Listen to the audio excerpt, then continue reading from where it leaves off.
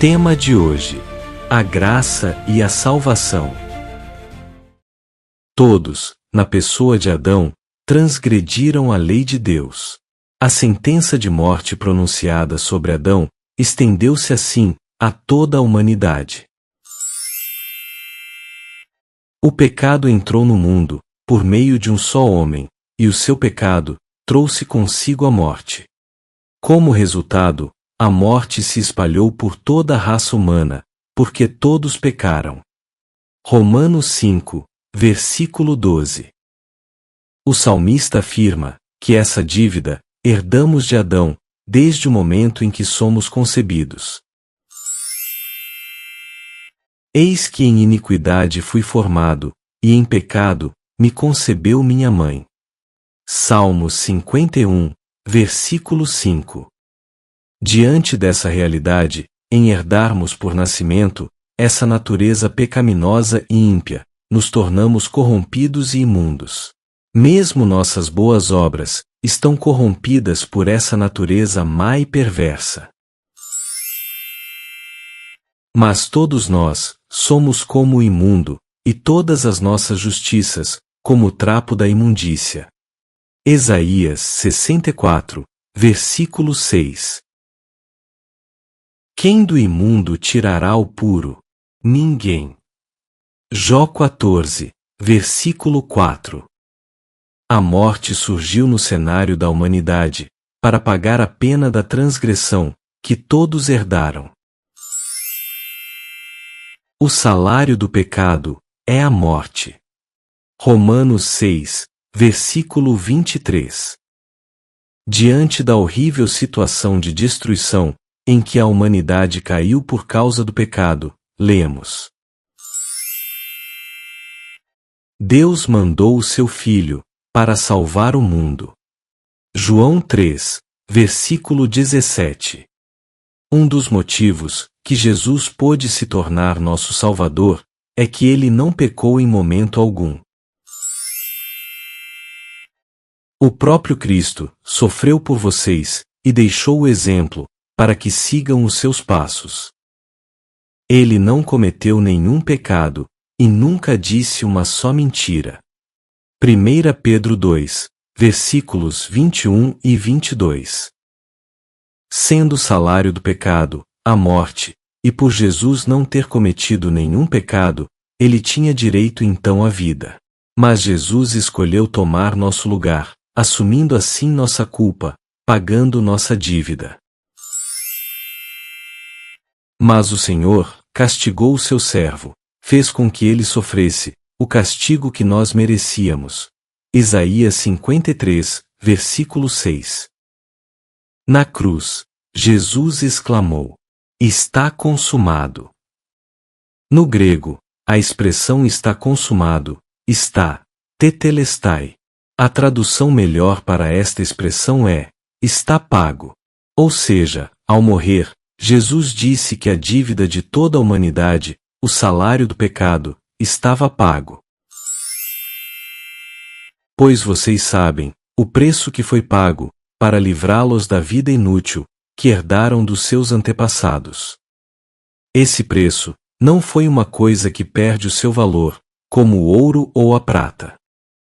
Vocês foram libertados pelo precioso sangue de Cristo, que era como um cordeiro imaculado e incontaminado. 1 Pedro 1, versículo 18 e 19. Assim, o salário do pecado, que pairava sobre toda a humanidade, foi pago por Jesus. Através da morte de Jesus, foi como se todos tivessem morrido, e quitado e pago o salário do próprio pecado. Se um morreu por todos, logo, todos morreram. 2 aos Coríntios 5, versículo 14. Pelo fato de Jesus ter morrido em nosso lugar, nós não precisamos mais morrer. Podemos viver para sempre. Mas, se Jesus morreu no lugar de toda a humanidade, pagando a dívida por todos, por que nem todos serão salvos? O que ocorre é que Deus estabeleceu uma condição para a salvação. Qual é ela? A Bíblia diz: Porque Deus amou o mundo, de tal maneira, que deu o seu Filho unigênito, para que todo aquele que nele crer, não morra, mas tenha a vida eterna. João 3, versículo 16. Sim, a condição para termos a vida eterna é crer no sacrifício de Jesus em nosso lugar e aceitar que Ele nos salvou. Ao fazermos isso, Ele nos perdoa e justifica. Para a demonstração da sua justiça, neste tempo presente, para que Ele seja justo e justificador daquele que tem fé em Jesus. Romanos 3, versículo 26. Assim como recebemos, de forma automática, sem termos tido nenhuma participação, os resultados do pecado de Adão, recebemos também, de forma automática, pela fé, a justiça de Cristo, o perdão e a salvação. Pois assim como, por uma só ofensa, veio o juízo sobre todos os homens para condenação, assim também, por um só ato de justiça, veio a graça sobre todos os homens, para a justificação que dá vida. Romanos 5, versículo 18. Para receber essa justiça, Deus não olha para nossas obras, mas para nossa fé no sacrifício de Jesus. Porque pela graça sois salvos, por meio da fé, e isto não vem de vós, é dom de Deus.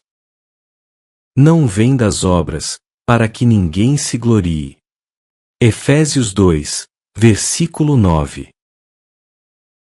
Por isso, nenhuma carne será justificada diante dele, pelas obras da lei. Porque pela lei, vem o conhecimento do pecado. Romanos 3, versículo 20.